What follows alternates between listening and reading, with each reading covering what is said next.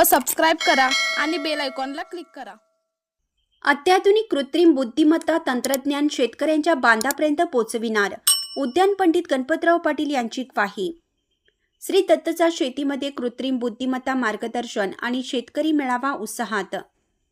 श्री दत्त साखर कारखान्याच्या वतीनं AI तंत्रज्ञानाने शेती करण्यासाठी शेतकऱ्यांना प्रोत्साहन देण्याचं काम होत असून आगामी काळात कृषी विज्ञान केंद्र बारामती आणि श्री दत्त कारखाना संलग्न विचाराने काम करण्यावर भर देणार आहे। नवीन अत्याधुनिक कृत्रिम बुद्धिमत्ता AI तंत्रज्ञान शेतकऱ्यांच्या बांधापर्यंत पोहोचविण्याचा प्रयत्न करणार आहे। कमी खर्चात जास्त उत्पादन आणि जमीन शाबूत ठेवण्याच्या प्रयत्नाला दत्त कारखाना खंबीरपणे शेतकऱ्यांच्या पाठीशी राहील, अशी ग्वाही उद्यान पंडित गणपतराव पाटील यांनी दिली। समर्थ मंगल कार्यालय शिरोळ येथे श्री दत्त शेतकरी सहकारी साखर कारखान्याच्या वतीनं आयोजित गाळप हंगाम 2023-2024 ऊस पीक स्पर्धा, बक्षीस वितरण व आधुनिक शेतीमध्ये कृत्रिम बुद्धिमत्तेचा वापर व विदेशी भाजीपाला उत्पादन विक्री मार्गदर्शन याविषयी शेतकरी मेळावा उत्साहात पार पडला। यावेळी ते अध्यक्षस्थानावरून बोलत होते। कृषी विज्ञान केंद्र बारामतीचे मृदाशास्त्र विशेष तज्ज्ञ डॉक्टर विवेक भोईटे यांनी शेतीमध्ये कृत्रिम बुद्धिमत्तेचा वापर याविषयी मार्गदर्शन करताना म्हणाले, शेतीची वाटचाल वेगळ्या पद्धतीनं बदलत चालली आहे। वारंवार बदलणाऱ्या निसर्गाबरोबरच आपल्याला बदल घडवून शेती केली पाहिजे, नाहीतर आपण मागं पडू शकतो।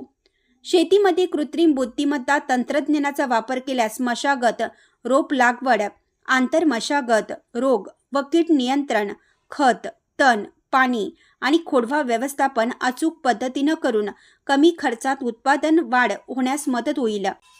प्रकल्प समन्वयक तुषार जाधव यांनी उपग्रह तंत्रज्ञान, AI संवेदके तंत्रज्ञान, ड्रोन तंत्रज्ञान, न्यूरो सेन्स किट, पीक नियंत्रण, सुक्रोजनचे प्रमाण, शेतात येणाऱ्या अडचणी, हवामान बदल, माती परीक्षण, पाणी परीक्षण, रोग व किडीचे संभाव्य धोके, ताणतणाव, शेतकऱ्यांसमोर रोज येणारी शेतीतील आव्हाने यावर AI तंत्रज्ञानाने रोजच्या रोज अचूकपणे मार्गदर्शन याची विस्तृत माहिती दिली। तसेच विदेशी भाजीपाला उत्पादन व विक्री, सेंद्रिय शेती, विषमुक्त अन्न, समूह शेती याविषयी तुषार जाधव यांनी अनमोल मार्गदर्शन केलं। शेतकऱ्यांनी विचारलेल्या प्रश्नांना उत्तरे देण्यात आली।